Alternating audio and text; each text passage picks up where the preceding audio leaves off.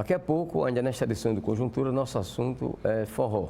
Uma conversa que vamos ter com Eliezer Seton, cantor e compositor alagoano. A partir de agora, nós falamos a respeito da situação dos bairros do Pinheiro, Mutange e Bebedouro. O fato é o seguinte, há cerca de 40 anos, um grupo já advertia para os riscos da instalação da Braskem aqui em Maceió, principalmente naquela região. Era o Movimento pela Vida. E está aqui conosco hoje o historiador Geraldo Magela para falar exatamente sobre a importância da advertência feita há tantos anos pelo Movimento pela Vida, que infelizmente não levou a nada. As coisas aconteceram e está aí o resultado. Magela, obrigado aqui pela sua presença mais uma vez na nossa conjuntura.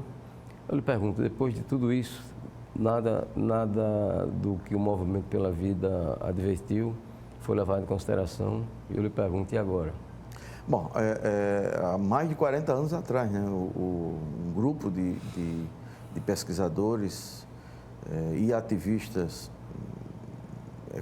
ambientalistas naquela época, entre eles o Anivaldo Miranda, o Rubem Jambo, o Oswaldo Viegas,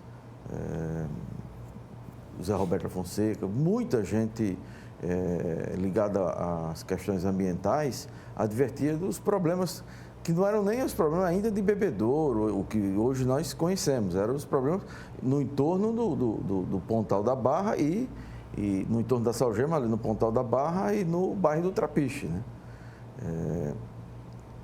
Esses problemas eram os problemas dos vazamentos, de cloro, etc.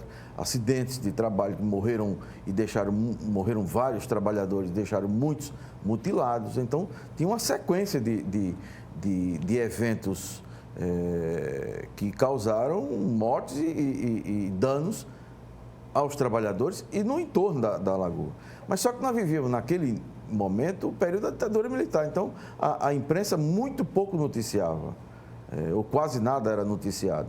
Então, a imprensa que passou a noticiar foi a Tribuna de Alagoas, já a partir dos anos 80, quando o senador Teotônio Vilela funda com um grupo de empresários, funda a Tribuna, e a Tribuna passou a ser um jornal que não estava amarrado a conta bancária ou o departamento comercial da antiga Salgema, com a empresa Tribuna de Alagoas. Então, a partir daí, você começou a ter as denúncias e pessoas como o professor Zé Geraldo Marques começou a dizer efetivamente o que estava acontecendo e o que poderia acontecer. E que, de fato, sem ele ser nenhum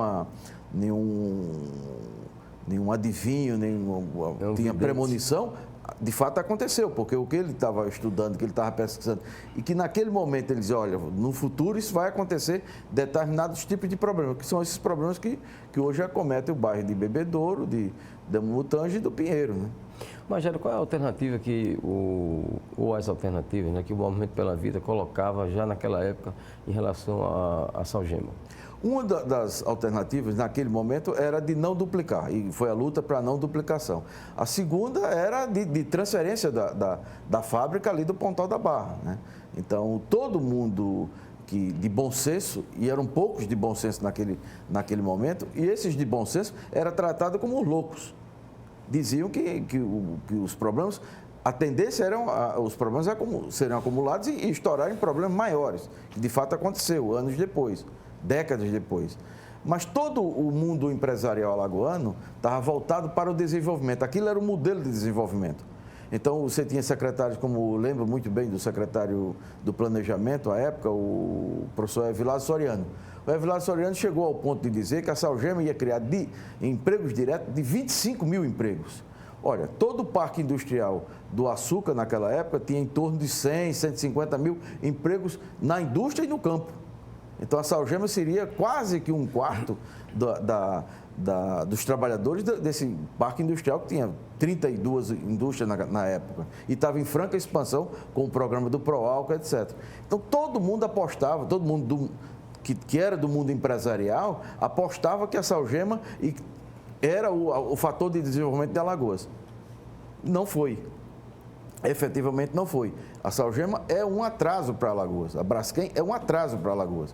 Porque os danos causados por ela ao longo dos anos, o bairro do Trapiche, quem é que investiu no Trapiche? Quem é que investe no Pontal da Barra? Qual foi o hotel que se dispôs por exemplo, e se cogitou muito ali no antigo campus da Tamandaré, onde foi o Detran, foi a Escola de Aprendiz de Marinheiro, foi o campus da UFAL, chamava o campus da Tamandaré. Quem é que se arriscou a investir ali? Ninguém. Não há, em sã consciência, alguém um grupo empresarial que vai investir no hotel naquela região. Na região mais bonita de Alagoas, que é uma restinga, onde você tem de um lado a Lagoa Mundaú e do outro lado o oceano. Então, um negócio fantástico, que tem as dunas, que todo o ambiente para você explorar do ponto de vista do turismo. Não, foi calcinado pela Braskem, pela Saugema e pela Braskem. Então, esses problemas levantados há anos pelos ambientalistas, pelos pesquisadores, hoje tem como consequência o afundamento do bairro do Pinheiro, no Mutange e em Bebedouro. Né? A sua opinião a respeito do relatório que foi divulgado há algumas semanas da CPRM, lhe satisfez? Eu acho que não há outra alternativa técnica que possa se contrapor. A empresa tentou apresentar um laudo, levou um técnico para uma assembleia, para uma audiência pública na Assembleia Legislativa, e o grupo de técnicos da CPRN provou que o causador dos problemas dos bairros, Pinheiro, Montange e Bebedouro, é a Saugema, é a Braskem. Antes, o professor Abel Galindo já indicava isso, mas ele indicava com 4 hipóteses. Entre as 4, a mineração da Braskem. O professor José Geraldo já tinha falado isso há 40 anos e foi taxado como louco, como um ambientalista que era contra o progresso, porque era fácil você dizer que o sujeito que estava dizendo, olha, isso vai causar determinados problemas ambientais, estava se contrapondo a uma mentira, o que hoje seria o fake news. A fake news de 25 mil empregos diretos da Saugema, que era a redenção econômica de Alagoas, que a Alagoas ia passar a ser um estado super desenvolvido a partir dos impostos tributados da riqueza gerada pela Saugema na época. Nada disso. Hoje, o que é que acontece? 15 anos foi a última isenção que a Saugema, que a Braskem obteve de isenção de energia, dos impostos estaduais, tudo. Então, o que é que precisa? Precisa, primeiro, o governo do estado abrir a Secretaria da Fazenda e dizer, olha, nós concedemos, se não nesse governo, mas nos governos anteriores, ou acho que basicamente no governo do governador Teotônio Vilela, houve uma concessão de 15 anos de isenção para a Braskem. Houve concessão no pagamento da energia elétrica vinda de Paulo Afonso. Então, todo esse conjunto de isenções para manter a Braskem, e a Braskem tendo total conhecimento dos problemas que iam acarretar no futuro. Ainda recebeu isenção e ainda é tratada como uma empresa idônea, como uma empresa que ainda vai, se sair de Alagoas, vai causar uma hecatombe econômica para Alagoas, vai desempregar 2.000 famílias. Tudo isso é uma mentira. Depois do crime cometido, você vem com essa história para amenizar o crime, dizendo que se a Braskem sair daqui, você vai perder 2.000 empregos diretos. Para aquela população que mora nos bairros do Pinheiro, Mutange e Bebedouro, uma complicação. Logo que surgiu esse problema, logo que foi admitida a responsabilidade da Braskem, a empresa se manifestou publicamente através de nota, dizendo que assumiria a parte dela, em termos de responsabilidade. Agora já mudou o tom, já está dizendo que vai brigar na justiça pelos seus direitos. E aí? E aí, como o Brasil é o país dominado pelas corporações econômicas, porque não são as corporações dos trabalhadores, nem da população, é possível que essa empresa role essa ação por décadas, assim como a Vale do Rio Doce. Vai rolar há décadas a tragédia que ela cometeu e está cometendo ainda em Minas Gerais.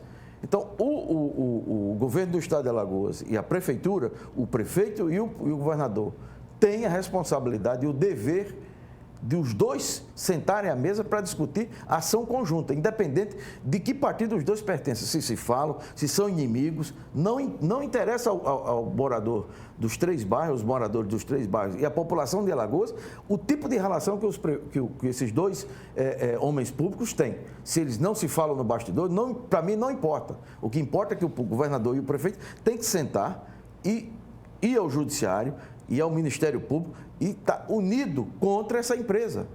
Não há ganho para o Estado de Alagoas que seja maior do que a defesa da população. Não existe ganho econômico maior do que a defesa de 40 mil pessoas. Tem a ver também a participação do governo federal, né? Essencial, porque é o governo federal que dá o laudo. É um órgão federal, não foi o IMA, nem foi um órgão ambiental do município. Foi o governo federal que decidiu e é incontestável. A Salgema tentou, a Braskem tentou de todas as formas mascarar e protelar a decisão. Não conseguiu, é incontestável isso. Agora, o que fazer com 40 mil pessoas?